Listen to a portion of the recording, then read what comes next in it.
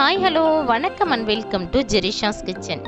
இந்த வீடியோவில் ஒரு டீ டைம் ஸ்நாக் ரெசிபி தாங்க பார்க்க போகிறோம். நம்ம வீட்டில் இருக்கக்கூடிய பொட்டேட்டோவை வச்சு ரொம்பவே கிறிஸ்பியாக க்ரன்ச்சியாக ஒரு ஸ்நாக்கை செய்ய போகிறோம். வீடியோக்குள்ளே போகிறதுக்கு முன்னாடி நம்ம சேனலை சப்ஸ்கிரைப் பண்ணுங்கள், கூடவே அந்த பெல் ஐக்கானையும் கிளிக் பண்ணுங்கள். ப்ளீஸ் உங்கள் ஃப்ரெண்ட்ஸ் அண்ட் ரிலேட்டிவ்ஸ்க்கும் ஷேர் பண்ணுங்கள். இப்போ நம்ம ப்ரிப்ரேஷன் பார்க்கலாம். இந்த ஸ்நாக்ஸ் செய்கிறதுக்கு நான் 3 உருளைக்கிழங்கு எடுத்திருக்கேன். இந்த மாதிரி கொஞ்சம் ஃப்ளஷியாக எடுத்துக்கோங்க. இப்போ இதில் நம்ம பீலரை யூஸ் பண்ணி ஸ்கின் எல்லாத்தையும் ரிமூவ் பண்ண போகிறோம். ஸோ இதே போல் எல்லா உருளைக்கிழங்குலையும் ஸ்கின்னை ரிமூவ் பண்ணி எடுத்துடலாம். இப்போது இந்த உருளைக்கிழங்கை சின்ன சின்னதாக ஸ்லைஸ் போட்டு எடுத்துக்கலாம். ஸோ இந்த அளவுக்கு பீஸை வந்து தின்னாக எடுத்துக்கோங்க. இப்போ இந்த பீஸ் எல்லாத்தையும் நம்ம தண்ணியில் சேர்த்து வாஷ் பண்ணி எடுக்க போகிறோம்.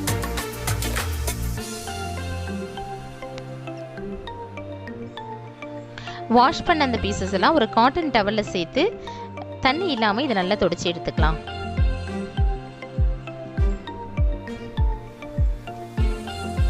இப்போ இது எல்லாத்தையும் ஒரு பவுலில் சேர்த்துக்கலாம். இதில் ஒரு முட்டையை உடைச்சி ஊற்றிக்கலாம்.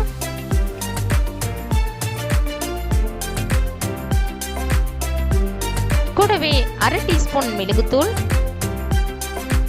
1/4 டீஸ்பூன் மஞ்சத்தூள், 1/2 டீஸ்பூன் மிளகாய் பவுடர், 1/2 டீஸ்பூன் உப்பு, 1/2 டீஸ்பூன் இஞ்சி பூண்டு விழுது சேர்த்துக்கலாம். இஞ்சி பூண்டு விழுதில் பூண்டு அதிகமாக இருக்க மாதிரி சேர்த்துக்கோங்க.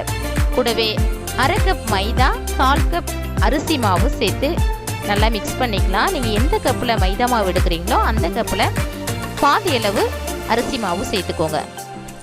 அரிசி மாவு சேர்க்கறதுனால பொட்டேட்டோ ஃப்ரைஸ் நல்லா கிறிஸ்பியாக வரும். ஸோ இதே போல் நல்லா மிக்ஸ் பண்ணி எடுத்துக்கலாம். இப்போ இதை நம்ம ஃப்ரை பண்ண போகிறோம். அதுக்கு ஒரு ஃப்ரையிங் பேனை ஹீட் பண்ணி தேவையான அளவு எண்ணெய் சேர்த்து ஹீட் பண்ணிக்கலாம்.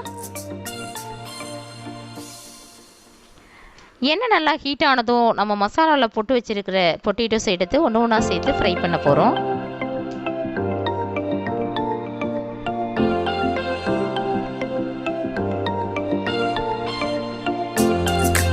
எல்லா பக்கமும் நல்லா திருப்பி இதை ஃப்ரை பண்ணி எடுக்கலாம்.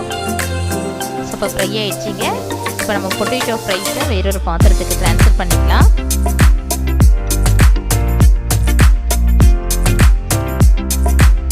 இப்போ நம்ம அடுத்த பேட்சை ஃப்ரை பண்ண போகிறோம்.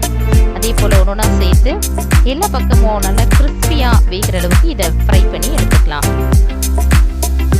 இந்த பொட்டேட்டோ ஃப்ரைஸ் டேஸ்ட்டில் ஃப்ரெஞ்சு ஃப்ரைஸை விட செம்மையாக இருக்குங்க. நீங்கள் ட்ரை பண்ணி பாருங்கள் கண்டிப்பாக.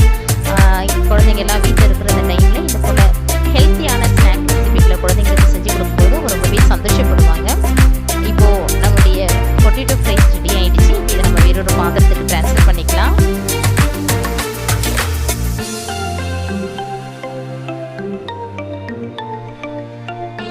அவ்வளோதாங்க, நம்மளுடைய பொட்டேட்டோ ஃப்ரைஸ் ரெடி ஆகிடுச்சு.